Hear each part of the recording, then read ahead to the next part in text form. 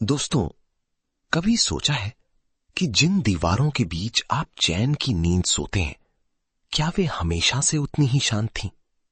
Hostel की वो पुरानी इमारतें जहां हजारों छात्र आते हैं और चले जाते हैं, पर कुछ ऐसे भी होते हैं जो कभी जा नहीं पाते।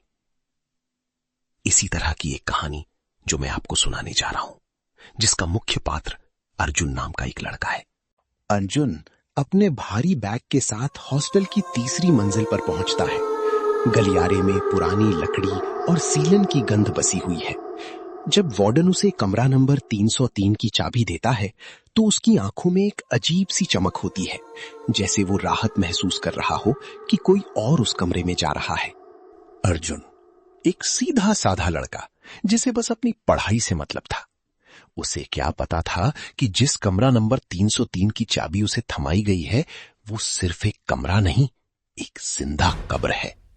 जब उसने पहली बार उस दरवाजे को देखा तो उसके निचले हिस्से पर वो गहरी खरोंचें थीं, जैसे कोई अंदर तड़प रहा हो, जैसे कोई बाहर आने के लिए अपनी उंगलियां घिस चुका हो। कमरे में कदम रखते ही अर्जुन को महसूस होता है कि वहां की हवा बाहर के मुकाबले काफी भारी और ठंडी है। दीवार पर टंगे एक पुराने कैलेंडर पर साल 1994 लिखा था, जो अब धूल से पूरी तरह ढका हुआ था। पहले 3 दिन सामान्य बीते, लेकिन चौथे दिन से खामोश रूममेट ने अपनी मौजूदगी दर्ज करानी शुरू की। रात को जब अर्जुन अपनी मेज पर लैंप जलाकर पढ़ रहा होता तो उसे अपनी गर्दन के पीछे किसी की ठंडी सांसें महसूस होती। जब वो मुड़कर देखता तो वहां रात के सन्नाटे में जब पूरी दुनिया सो जाती थी, तब ठीक 2:15 बजे कमरा बर्फ की तरह ठंडा हो जाता और फिर सुनाई देती वो आवाज बिस्तर के ठीक नीचे से, हुर हुर, मानो कोई लकड़ी को चीर रहा हो।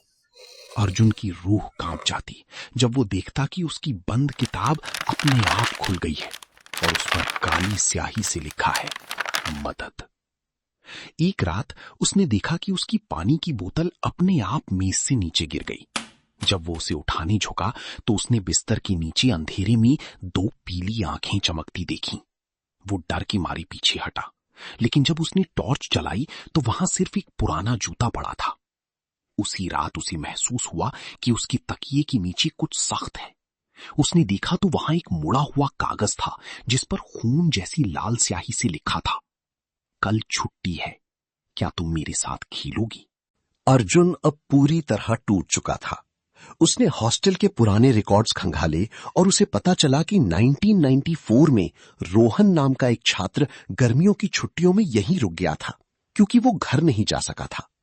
वार्डन ने गलती से पूरे फ्लोर को बाहर से ताला लगा दिया और महीने भर के लिए शहर से बाहर चला गया। जब वार्डन वापस आया तो कमरा नंबर 303 के अंदर सिर्फ सन्नाटा था और दीवारों पर नाखूनों के गहरे निशान। अर्जुन ने तुरंत कमरा छोड़ने का फैसला किया। वो अपना सामान पैक कर ही रहा था कि अचानक कमरे का दरवाजा अपने आप जोर से बंद हो गया। बिजली चली गई। खिड़की के बाहर चांद की हल्की रोशनी में उसने देखा कि अलमारी के शीशे में उसका अपना अक्स नहीं दिख रहा था। उसकी जगह एक दुबला पतला पीला लड़का खड़ा था, जिसकी आंखें खाली गड्ढों जैसी थीं। वो साया शीशे से बाहर निकलकर फर्श पर रेंगने लगा। अर्जुन ने भागने की कोशिश की, लेकिन उसके पैर जैसे जमीन से चिपक गए थे। उस साए ने अपनी ठंडी उंगलियां अर्जुन के गले के पास लाई और फुसफुसाया, वार्डन ने फिर से ताला लगा दिया है अर्जुन, अब हम साथ पढ़ेंगे। अगली सुबह जब नया सेमेस्टर शुरू हुआ तो वार्डन ने कमरा नंबर 303 खोला। कमरा बिल्कुल साफ था, जैसे वहां कोई कभी रहा ही ना हो। बस मेज पर एक नई तस्वीर रखी थी, एक फ्रेम जिसमें अर्जुन और वो पीला लड़का एक साथ खड़े मुस्कुरा रहे थे। वार्डन ने मुस्कुराते हुए तस्वीर पर से धूल झाड़ी और कमरे के बाहर एक नया अवेलेबल का बोर्ड लगा दिया। आज भी अगर आप उस हॉस्टल के पास से गुजरे तो वार्डन आपको मुस्कुराकर कमरा नंबर 303 की चाबी देगा। पर याद रखना, उस कमरे में आप कभी अकेले नहीं होंगे। मुझे सपोर्ट करें, पसंद आए तो लाइक, सब्सक्राइब और शेयर करें।